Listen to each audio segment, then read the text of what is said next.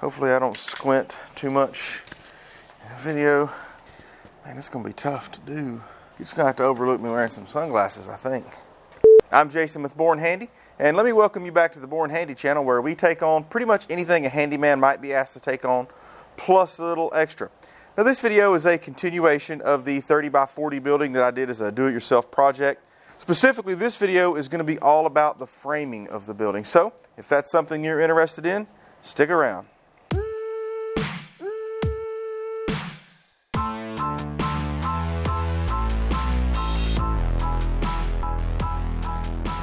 So if you're watching this video, I have to assume that you have decided to go ahead and build it yourself. And I got to admit, you know, during the project, there were times when I felt completely frustrated and overwhelmed by the entire project. But the further away I get from that, you know, the less it seems like it was a bad project. And maybe it was more just the fact that I was pushed for time. Maybe the pressure was self-induced. I don't know. Whatever the case may be, today, if you asked me would I be willing to build another one of these, I would say yes. So, that being the case, let's start off with what kind of floor you're going to use. The building manufacturer is probably going to ask you if you plan to put this building on an existing slab, or if you're going to have a slab poured, or if you're going to put it over dirt or maybe gravel or asphalt. All of those things matter for the building manufacturer. Now, for me, I was pouring a slab. There are some requirements that are going to come from your building manufacturer in relation to the slab. K&G Metals wanted the slab to be 3 inches bigger on either direction. So if I had a 30 by 40, they wanted 30 and 3 inches by 40 and 3 inches. And right in the middle of that footprint, there needed to be a shoulder that was raised up 1.5 inches and inset 1.5 inches as well.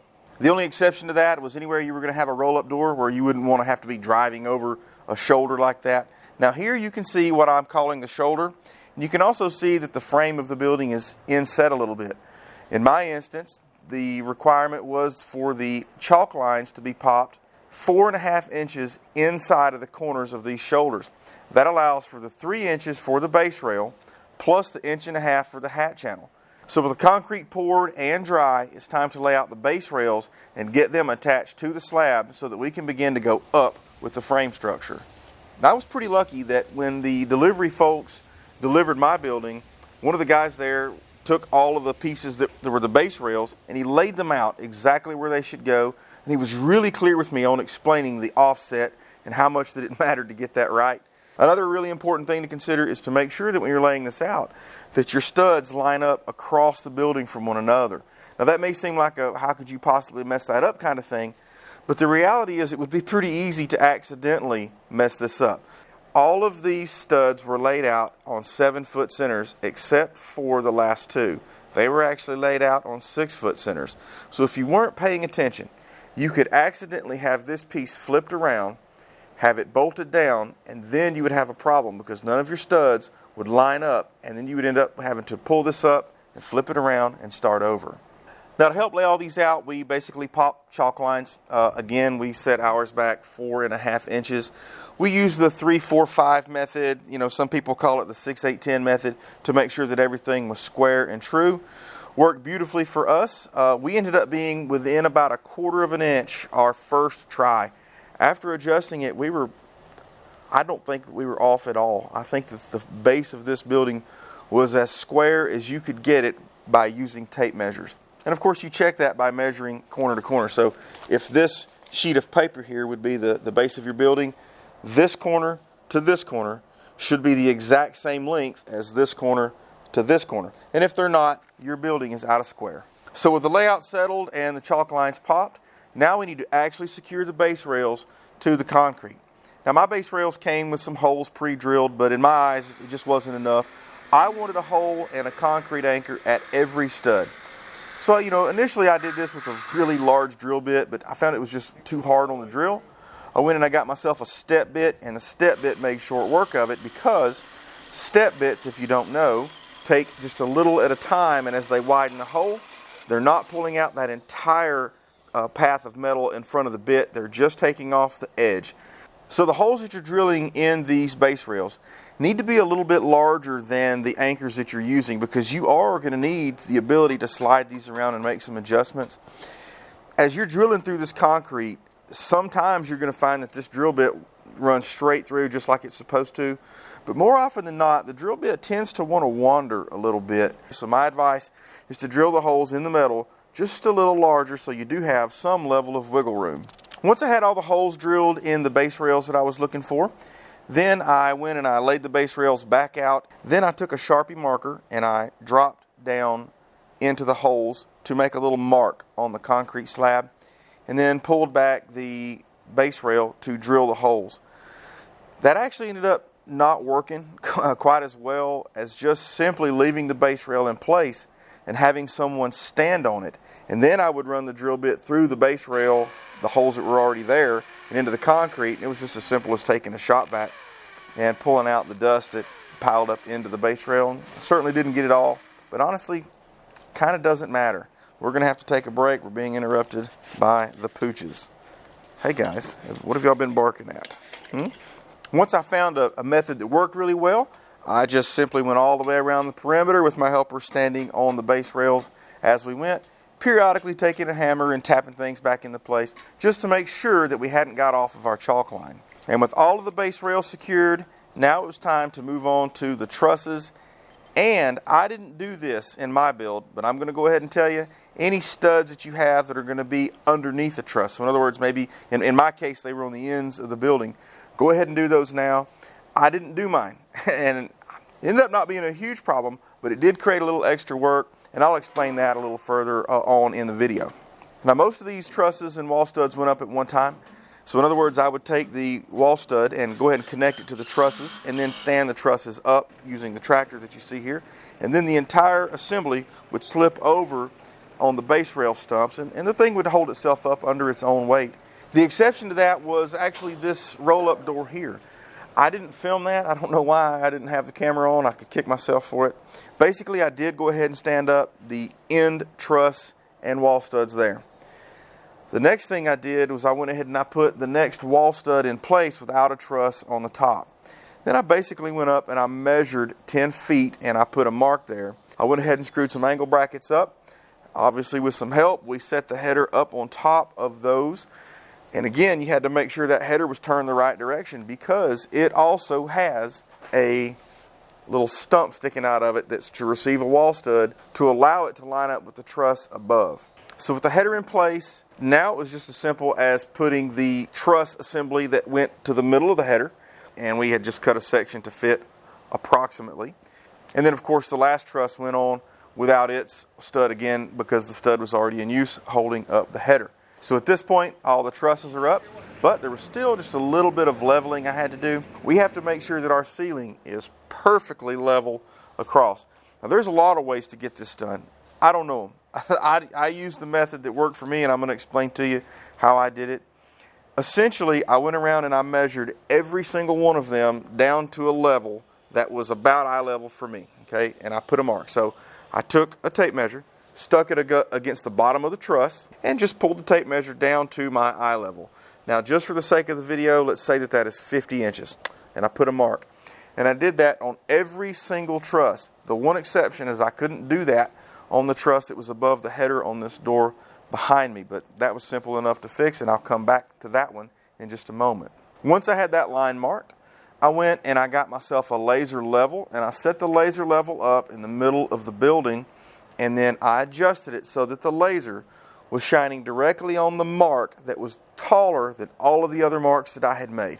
Then it was just a matter of raising all of the other wall studs up so that the line that I drew earlier fell exactly onto that laser line. Once I had it in place, I stuck a screw in it to make sure that it didn't come down, and I had a ceiling that was perfectly level, except for the truss that was above my header. Now, to level that particular truss, I simply tied a string between the two trusses that supported that header. Pulled that string tight, and then I raised that truss up so that it just barely took any pressure off the string, and it was a straight line all the way across. And I put some screws in it, and now I had a ceiling that was perfectly level all the way across. Now, even though the floor is perfectly square and secured down, And even though we have welds holding the building up, without the floor moving at all, there's still potential for the building to maybe want to lean forward or backwards or to even twist. So what we have to do is add some angled pieces there to keep our building steady until the metal sheathing goes on the outside and makes this building solid. So what I did is I managed to figure out which pieces of hat channel I was going to need last, and I went ahead and set those aside, and I screwed them to the frame on the inside of the building using a level to make sure that all of the studs were exactly straight up and down as I screwed these on at the angle. Once you're finished with that, I think you'll be surprised at how much stronger that makes your frame structure. Now I was ready to frame out what I call the walk-through doors. Now, this is going to vary depending on your door. Your door manufacturer will tell you how big the rough opening needs to be for the door. I picked mine up at the local hardware store. It had a sticker right on the outside, told me exactly how big the rough opening should be. So I just used some of the extra wall studs and used angle brackets to screw it all together. The header was just a piece of wall stud that was, of course, laid horizontally. It's not ever going to support any weight, so that's more than enough for these doors. With those two framed out, now I had to move on to the roll-up doors. Now for the roll-up doors, it's actually a little easier. The header on the end of the building was already cut to exact length. So essentially, when I had my wall studs there, they just basically had to connect to the header and be level and plumb as I secured them to the base rail below. The base rails were cut to fit. There was already a 10-foot gap in the middle that was exactly the width of the door, so that went pretty well. This door behind me, I had to add a stud on this end to the right. I just simply made sure that it was 10 feet across and screwed it on, made sure that it was plumb, and again, I was framed up there as well. The only additional thing that I had to do over here was I did have to trim a little bit of the base rail off where it fell under the door. They give you some extra in case you want to slide your door this way a little bit, or maybe you want to slide your door that way a little bit. So do be prepared to go ahead and make some cuts on your base rails as needed. Now, I didn't do any windows in this building because my walk-through doors have windows in them, but if you were doing windows, this would be the time to frame those up as well. They do exactly like the walk-through doors, the only exception being you're not going to go all the way to the floor. You're obviously going to have a window sill as well as a header. Now, I'm going to circle back to something I said earlier in the video where I created a little bit of extra work for myself. I should have put these wall studs on the ends of the building as the trusses went down. The little stumps that stick up, the wall stud would go over, but I couldn't get it to slide down all the way and clear the truss above. So I had to end up trimming the tops off of these studs, and that's okay. There's enough adjustment there that I could still push it all the way up against the truss and screw it in to the side and it not be an issue. But if you want to save yourself just a little bit of a headache, go ahead and do these end studs at the same time that you set the end trusses. So if you've made it this far into your project, you have a building frame that is level, that is plumb, and that is square. Now it's time to add the girts and purlins that we're going to use to attach the metal to as the building finishes up. Spacing on these is going to depend on your building setup. The one thing I will tell you have to be aware of is let's just start at the roof. So at the roof line, you're going to have to screw on some ridge cap. So make sure that they're close enough together that as the screws pass through the ridge cap, then they pass through the roofing material, they then fall into the hat channel underneath. Now the same thing where your roof is going to meet your walls. You're going to want to be able to screw something to that up near the top and down below. Your hat channel down below has to be low enough so that the rat guard can be screwed into that hat channel. So look at your rat guard, get a good feel for how high up this thing needs to go so that there's some good substrate to keep that metal from possibly flopping or flapping under a good strong wind. You're going to need hat channel across your headers so that your metal that comes to that end of that header will have something to screw into as well. And of course, if you were doing windows, you would also want hat channel on those headers and sill plates as well. And the final thing that I'll tell you about the hat channel is going to use a little bit of a visual aid. So this would be a wall stud, and this is your hat channel material. So these small pieces of hat channel don't need to end like this, hanging off of the stud. They need to end on the stud like this so that you can add your second piece to it and screw them both to the stud together. you basically wouldn't want an end piece hanging, 2-3 feet away and creating kind of a weak spot in the metal. There is one extra thing that I'll throw in. When I did mine, I had the base rail secured, and then it rained. And then it dropped below freezing. So a little bit of water had collected in the portions that stick up to receive the wall studs and froze, and it caused that metal to swell just a little bit. So we had some difficulty getting our studs to go down over that.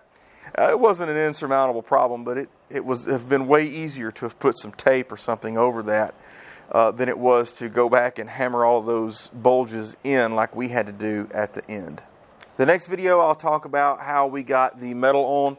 I wish that I could talk about how we insulated the building, but if you watched the first video, you know that was a huge mistake that I made, and I don't want to talk about it. But I have reached out to K&G Metals, and they said if they are doing a building in my vicinity that is getting insulation, they would allow me to come out and get a video of that so I could maybe bring you some information on how you would go about doing that. Outside of that, I hope you've enjoyed this video. If you have, be sure to give me a thumbs up, a like, a subscribe. Maybe share this video with someone else that you think might be thinking about taking on building one of these buildings. So, until next time, this is Jason with Bourne Handy, and I hope to see you on the next video.